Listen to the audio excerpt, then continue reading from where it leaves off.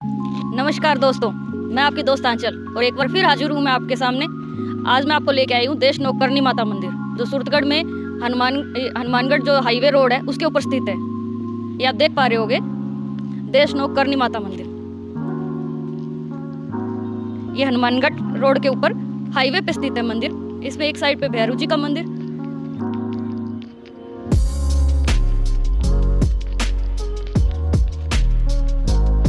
और एक साइड में नाग गणेश माता मंदिर है। दोस्तों, आपने काफ़ी सुना होगा कि अपने भारत के अंदर का गऊ हत्या सबसे बड़ा पाप है। आपने ये भी देखा होगा कि बिल्ली पाँव से मर जाती है तो उसके लिए पूरी सोने की बिल्ली जो है वो चढ़ानी पड़ती है, नहीं तो उससे पाप लगता है। लेकिन आपने कभी अपने घर में चूहे आ जाते हैं तो उनसे आपने ये देखा होगा कि अपन घर से उनको पिंजरे में निकालते हैं और निकालते हैं। लेकिन आपने ये देखा कि एक ये माता है जो चूहों को सबसे ज़्यादा प्यार करते हैं। इनके मंदिर के अंदर आपको सबसे ज़्यादा चूहे मिलेंगे। इसके बारे में आपने कभी सोचा कि क्यों ये माता है जो सबसे ज़्यादा चूहों से अपना प्यार करती हैं? और अगर इस मंदिर के अंदर अगर चूहे आपके पाँव के नीचे से दब भी जाएंगे तो आपको उतने ही तोल का जो है चूहा उस मंदिर में चढ़ाना पड़ेगा। क्या रीज़न है कि सफ़ेद चूहे जो है उनका जन्म हुआ, उन सब के बारे में आज मेरे इस वीडियो के अंदर आप देखोगे।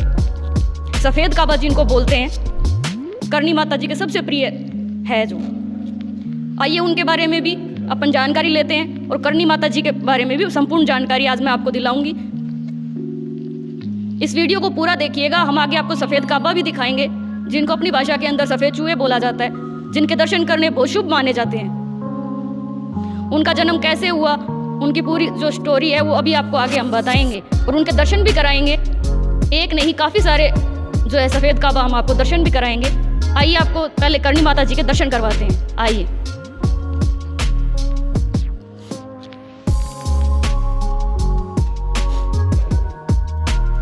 इस वीडियो को बीच में स्किप मत कीजिएगा। मेरे लिए नहीं तो करनी माता जी के आशीर्वाद के लिए वीडियो पूरा देखिएगा, जितना हो सके उसको शेयर कीजिएगा।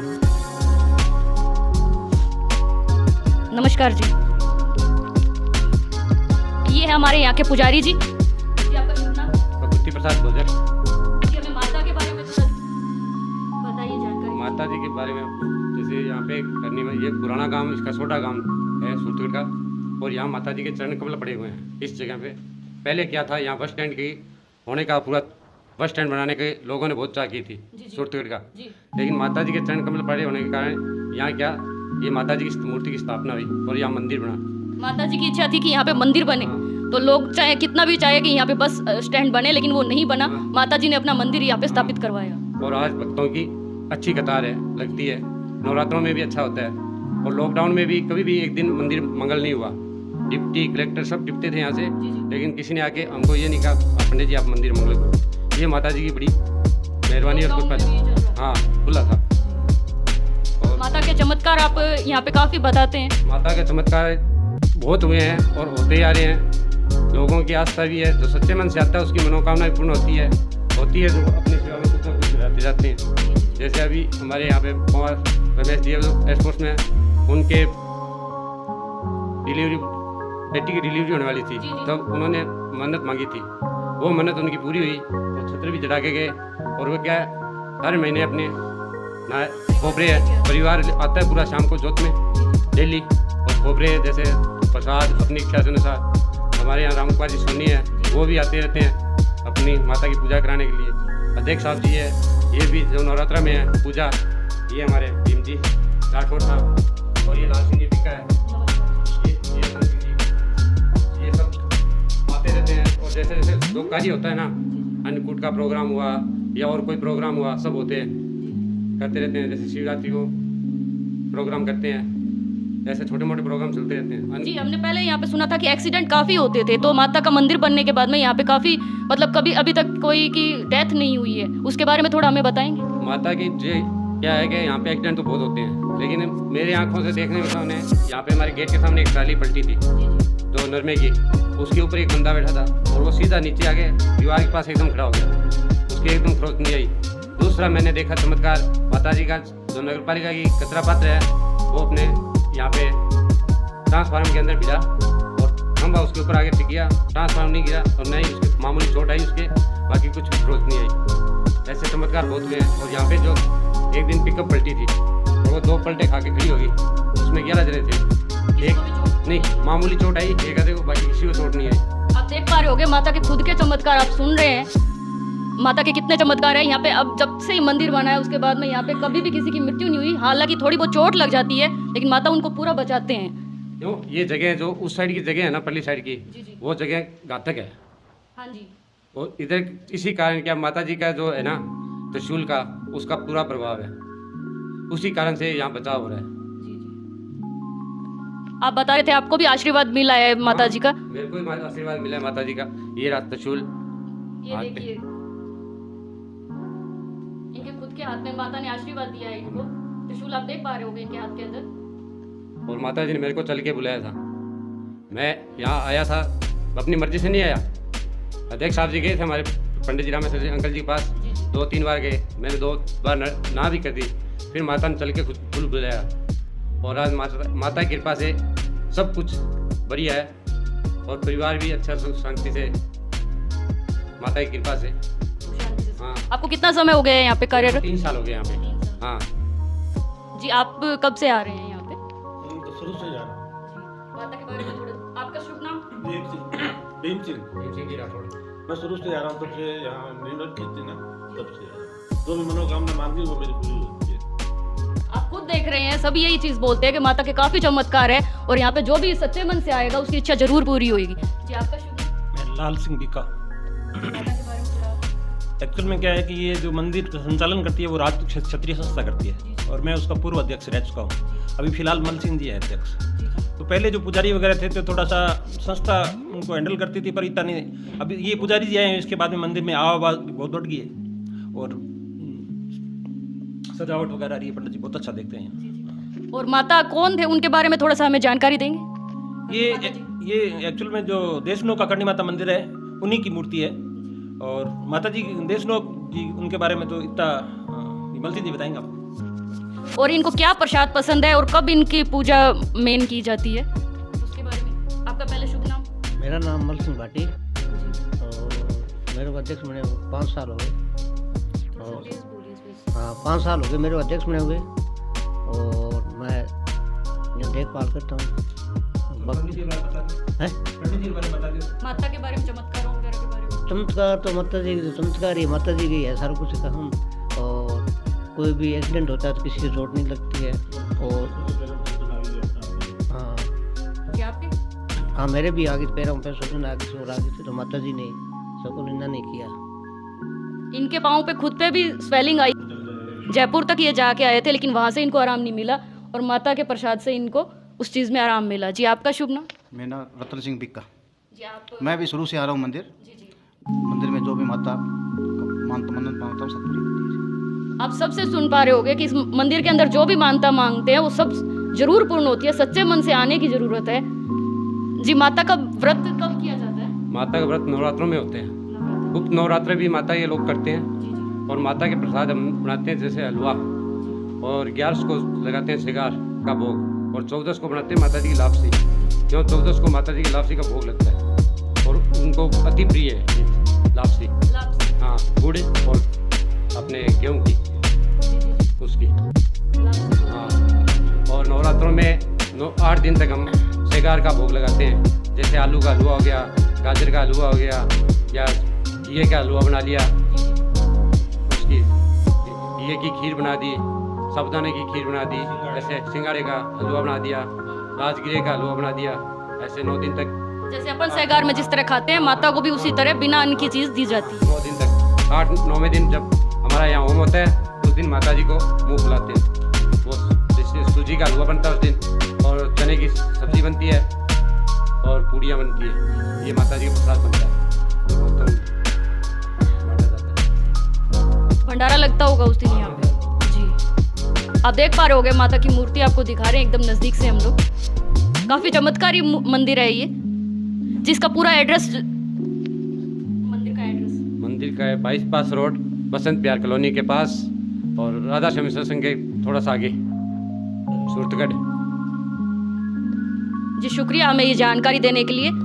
दोस्तों अभी अब आपको हाँ जी काबे भी है नीचे इधर। जी हाँ वो अब आपको आगे हम दिखाएंगे और उनका जन्म कैसे हुआ उसके बारे में भी पूरी जानकारी देंगे।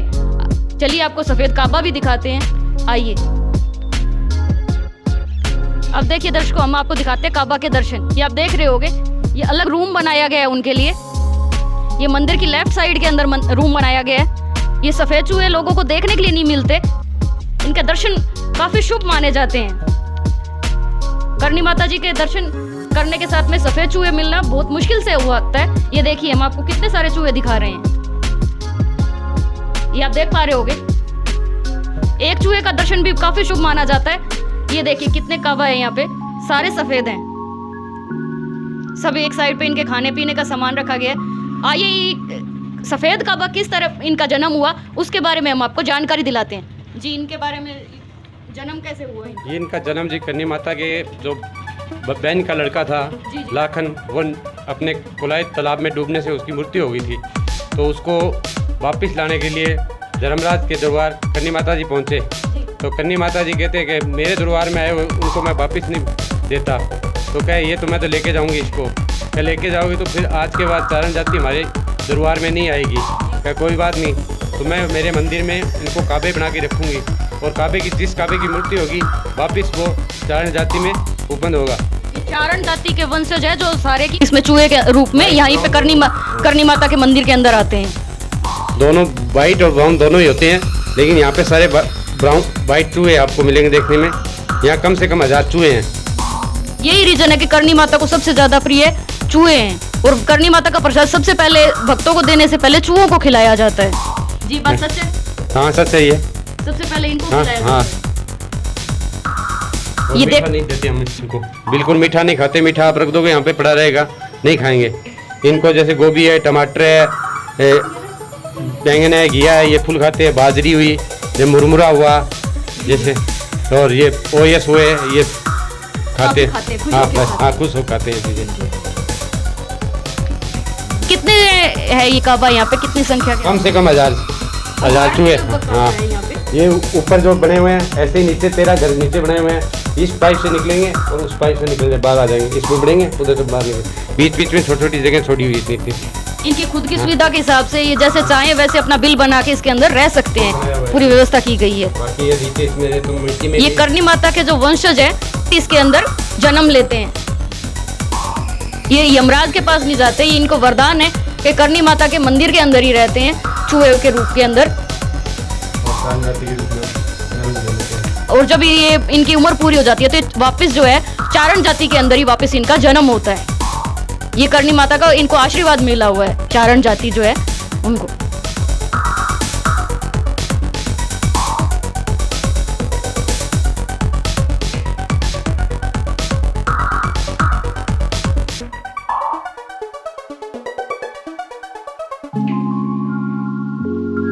आइए आपको मंदिर भी पूरा दिखा के लाते हैं और साथ में उसके बारे में जानकारी भी लेते हैं। भाई साहब है हमारे साथ में जो इस मंदिर की कब स्थापना हुई और कितना पुराना मंदिर है और इसके पूरी जानकारी लेते हैं। जैसा कि पंडित जी ने आपको बताया कि पहले बस अड्डे का प्लानिंग थी लोगों की। जी जी। तो हमारे जो अभी तो नहीं है वो जो हमारे जो राजपूत समाज के सीनियर्स थे, सुगन सिंह जी, दौलत सिंह जी हैं मौजूद, और सूरजपाल सिंह जी, इस तरह से पूरे सूटगढ़ में उस टाइम जो सकिए थे उन लोगों ने यहाँ प्रयास करके और एक छोटा सा मंदिर बनाया। पहले ईंटों का छोटा सा एक गड्ढा लगा दिया। उसके बाद में फिर धीरे धीरे ये अंडरग्राउंड बना के इसके ऊपर कल को भर्ती वगैरह आएगी। मालूम था कि यह 10 फीट गहरा था, इसलिए हाँ तो नीचे अंडरग्राउंड बना दिया, उसके ऊपर मंदिर बनाया। तो मंदिर ये पहले सिर्फ मंदिर था, बाकी खुला ओपन था सारा। उसके बाद धीरे धीरे कुछ लोगों के सहयोग से ये बिल्डिंग होंगे। और हाँ, एक सेठ जी है, उनका ये सहयोग रहा इसमें सबसे ज्यादा, जो उन्होंने ये यहाँ स्थान छोड़े हुए थे पहले और उसमें ये मूर्तियाँ स्थापित। सेठ जी का नाम बंसल साहब थे, ठेकेदार हैं बहुत बड़े, और उनकी बहुत आस्था है इस मंदिर में। काफी सहयोग रहा है। सहयोग इसलिए रहा, उनकी आस्था बहुत जबरदस्त है। बंसल जी जो हैं, कुछ नहीं चाहिए जी जी, ना ही कोई, उन्होंने भी इसमें सहयोग किया, जबरदस्त सहयोग किया साहब। भर्ती की में भी उन्होंने सहयोग किया था। कुछ संस्था ने, हम लोग जैसे राजपूत समाज है तो राजपूत समाज से ही पैसा लेते हैं और वही पैसा लगाते हैं यहाँ। अच्छा। नवरात्र जैसे 2 बार नवरात्र होते हैं साल में, तो उनमें भी सिर्फ राजपूत समाज से ही पैसा लेके यहाँ पहले स्थापना, उसके बाद 9 दिन तक चलता रहता है। उसके बाद में हवन और प्रसाद वितरण वगैरह इस तरह से चलता है। पूरा राजपूत परिवार है जो वो पर आते सब सभी की, जैसे ये नहीं है कि ये सिर्फ राजपूतों का ही है। जी जी नहीं, उनका पूरा सहयोग हाँ, जो फंड वगैरह लगता है वो राजपूत। तो ये है, आप देख रहे होगे कितना सुंदर इस मंदिर को तैयार किया गया है। पहले एक छोटा सा मंदिर था, उसके बाद में धीरे धीरे इस पूरे मंदिर का निर्माण किया गया और पास में छोटे छोटे मंदिर और बनाए गए हैं। एक्चुअल में क्या कि ये अभी डेवलप हुआ है, इस एरिया सामने बसंत विहार कॉलोनी है, तो यहाँ के लोगों को मंदिर आसपास है नहीं तो जाना पड़ता है, इसलिए सभी देवताओं को यहाँ कर दिया ताकि उनको अब जैसे सोमवार है तो शिव जी है तो शिव जी का जैसे हो गया, मंगलवार हनुमान जी, जितने भी देवता हैं, तो इसलिए यहाँ स्थापना कर दी, तो अच्छी गैदरिंग रहती है, आते रहते हैं। इस मंदिर का एक बार एड्रेस और आप रिपीट कर दीजिए। ये मंदिर ये बाईपास रोड है जो पहले निकली हुई थी गंगानगर के लिए जी। और अभी तो 4 लेन भी बन गई इसके साथ में। ये मंदिर के चारों तरफ, तीनों तरफ अच्छी डबल डिवाइड रोड है, हाँ। और बसंत विहार कॉलोनी बाद में डेवलप हुई है, ये भी एकदम सामने है बस। हाँ। और ये राधा स्वामी सत्संग बन गया बाद में, अब तो ये काफी विकसित एरिया हो गया। हाँ जी, और इसके सामने एक हरिद्वार के बहुत बड़े महात्मा है, उन्होंने जगह ली है, ये मंदिर को देख के ही उन्होंने लिया भी कि करणी माता के सामने शिव जी का विशाल मंदिर बनेगा, शिव जी का मंदिर बनेगा। अभी बनेगा। हाँ, उन्होंने जगह लेके सामने छोड़ दिया। जी जी जी। इस साइड में शिवलिंग भी लगाई गई है, जैसे अभी बता रहे थे भाई साहब कि सभी देवताओं की पूजा एक ही जगह ताकि कर पाए भक्तजन जब आए। अभी शिवरात्रि भी है, शिवरात्रि पे यहाँ पे पंडित जी करते हैं। वो क्या है, यहाँ पे सब शिव बेल पत्र आग धतूरा सब अपनी तरफ से फ्री सेवा है उसका। आज 35 साल हो गए मेरे को इस सेवा में लगे हुए। बेल पत्र अपने यहाँ पे 108 कुंडली यज्ञ हुआ था, जी जी तब वहाँ महाराज जी आए हुए थे, उन्होंने बोला मेरे को बेल पत्र आग धतूरे चाहिए, पंडित जी क्या दक्षिणा लोगे? मैं साहब आग बेल पत्र धतूरा नहीं है। कि कैसे? मैं साहब आप मेरे को शर्मिंदा कर दिया। कि किस लिए? मैं साहब पहली बात तो ये है महाराज, मैं दक्षिणा नहीं लेता इस चीज़ के लिए। क्यों? ये मेरी निस्वार्थ भाव सेवा है। क्यों? मैं पैसा देके तो कहीं से लाता नहीं, जी जी। मैं खुद पेड़ से तोड़ के लाता हूँ, वो फ्री सेवा है। वो क्या कोई बात नहीं, आप हमको दो। तो मैंने 90 दिन तक वहाँ लगातार बेल पत्र आग धूप धतूरा दिया और बड़े प्रसन्न हुए उन्होंने। क्या आप? और फिर अपने जो अग्रवाल मंदिर है बीकानेर रोड पे, वहाँ पे क्या था, हमने बड़ का पेड़ बड़ की एक शाखा जो मंदिर में डरी थी उसको काटा था, तो वो होम के लिए उनको बड़ और पिंपल चाहिए थे। मैं कहा वहाँ पे पड़ा है, वो ले चक लेना। लकड़ियाँ तो हाँ, तो वो सुविधा वहाँ से भेज दी, आरे पे उन्होंने चीर के वहाँ भेज दी, होम में उपयोग ले ली।